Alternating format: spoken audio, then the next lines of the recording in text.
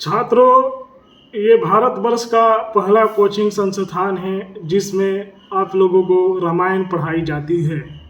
रामायण को एक धर्म का बुक नहीं देखना है, एक कर्म का बुक देखना है, क्योंकि श्री राम प्रभु के द्वारा किए हुए कर्म किस तरह जो कि उन्होंने मर्यादा स्थापित किया, किस तरह जो कि उस समय के राक्षसी राजा रावण का अंत किए, उस चीज़ का विवरण दिया है।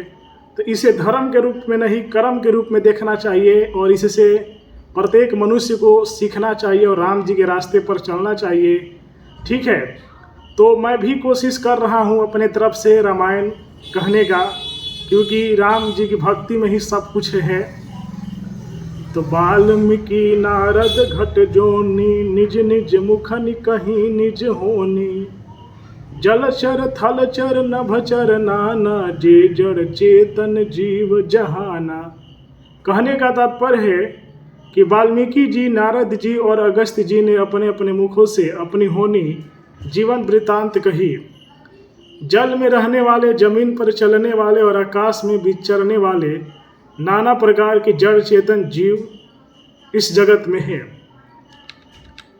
मति कीर्ति गति भूति भलाई, जब जेहि जतन जहाँ जेहि पाई। सो जानब सतसंग प्रभाऊ, लोकहु वेदन आन उपाऊ। इस दोहा का अर्थ है कि उनमें से जिस समय जहाँ कहीं भी जिस किसी यत्न से बुद्धि कीर्ति सदगति विभूति ऐश्वर्य और भलाई पाई है, सो सब सत्संग का ही प्रभाव समझना चाहिए। वेदों में और लोक में इनकी प्राप्ति का दूसरा कोई उपाय नहीं है। बिनु सत्संग विवेक न होई, राम कृपा बिनु सुलभ न सोई।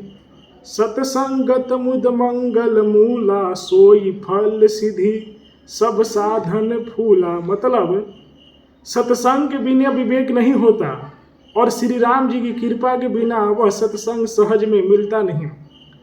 सत्संगति आनंद और कल्याण की जड़ है, सत्संग की सीधी प्राप्ति है, फल है और सब साधन तो फूल है।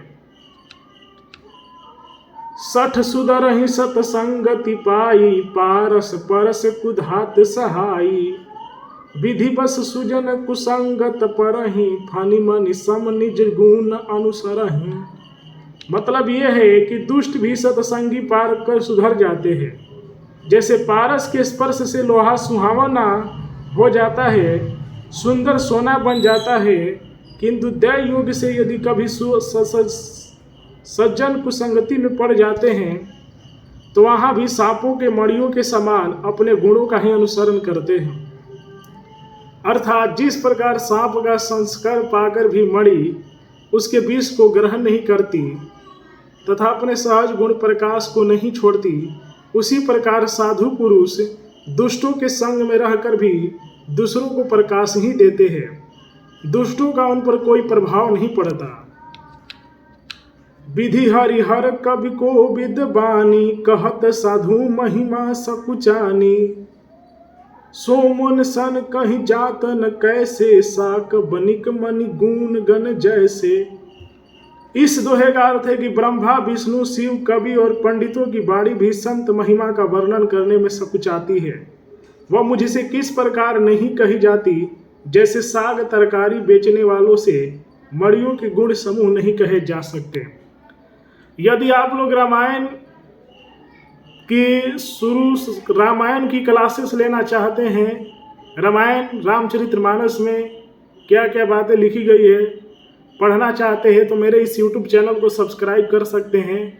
फेसबुक पर देखते हैं तो फेसबुक को फॉलो करें। और एक चीज़, क्रेडिट एंड थैंक्स जो कि गीता प्रेस गोरखपुर के देंगे। यदि आपको कुछ भी प्रश्न हो तो कृपया पहले कॉल करके मुझसे बात करें, मैं आपके सारे बातों को क्लियर करूंगा। मैं आपको क्रेडिट एंड थैंक्स दे दिया हूं। मिलते हैं नए वीडियो में, तब तक के लिए जय श्री राम।